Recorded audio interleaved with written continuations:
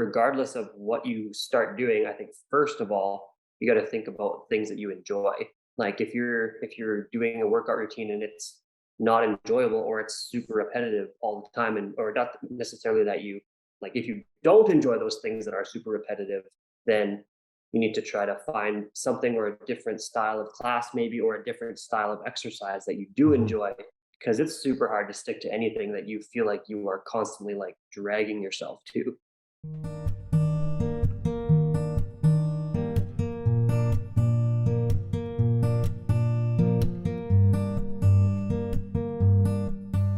Welcome, everyone, to our Tuesday chat, our Tuesday, Thursday lives on Facebook.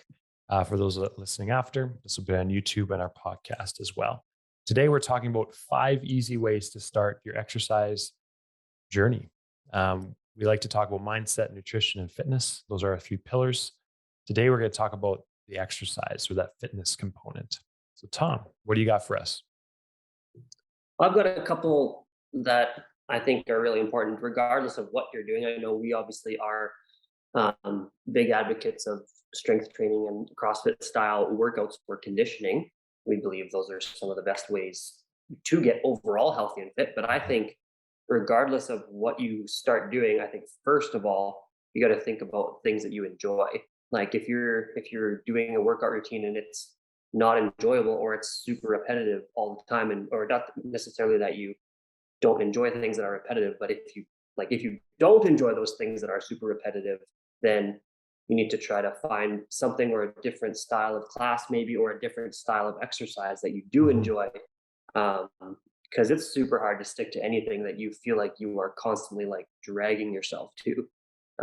But if you've got something that you enjoy, and a part of that is going to be a good community or accountability partner, like going with somebody, because trying to go by yourself or work out by yourself is super hard. So I guess that's another point. Maybe there's 6 points now, but I was going to say that's part of it. Making it enjoyable is also finding like a community or somebody to go with that you have fun with, or and within the activity itself too. Like it's got to be fun to Yep. perform.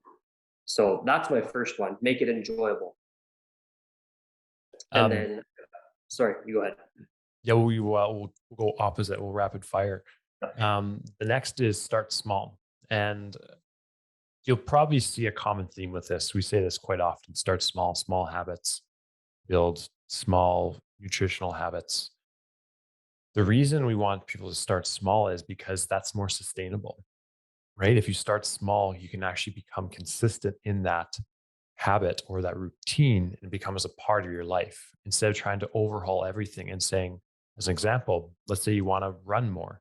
Instead of saying, I'm going to run 10 kilometers this week, why don't you just start with honestly as small as walking 2 kilometers and then slowly increasing the intensity? Because you can increase intensity in many different ways.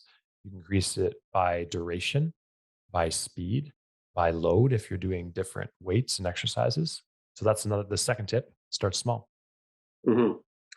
Third one that I've got written down is make it easy, or make it easy to do, make it easy to perform. So this could be like we talked about a little while ago with our iceberg about the environment piece.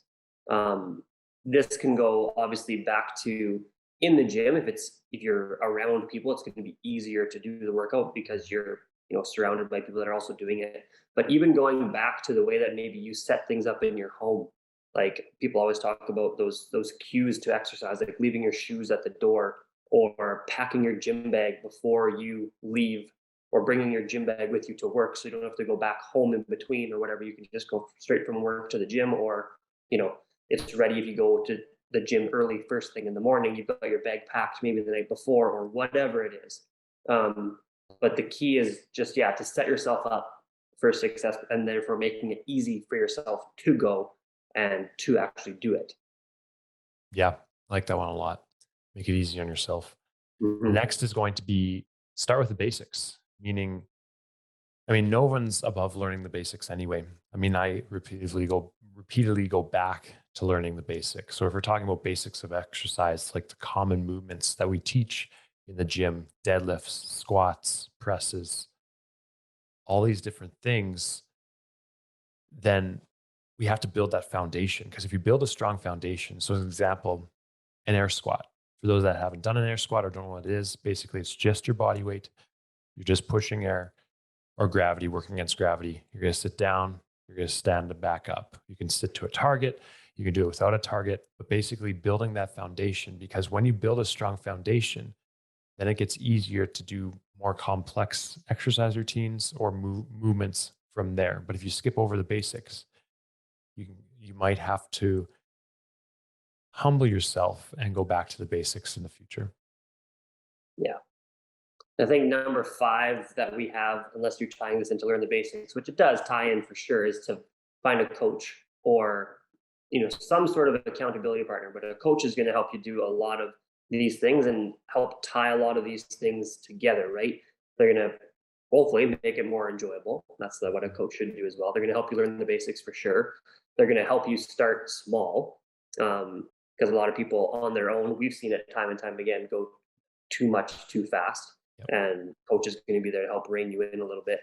And they're going to help make it, shouldn't say easy to do, but it's easier to show up when there's somebody there on the other end that like you've made an appointment with. It's like any other appointment, you've signed up, you're going to go. So it makes it a little bit easier to do the work as well. And they're going to find the right level for you. That's going to challenge you, but also, you know, you feel success while doing it as well. So that Yeah. was number five that we had.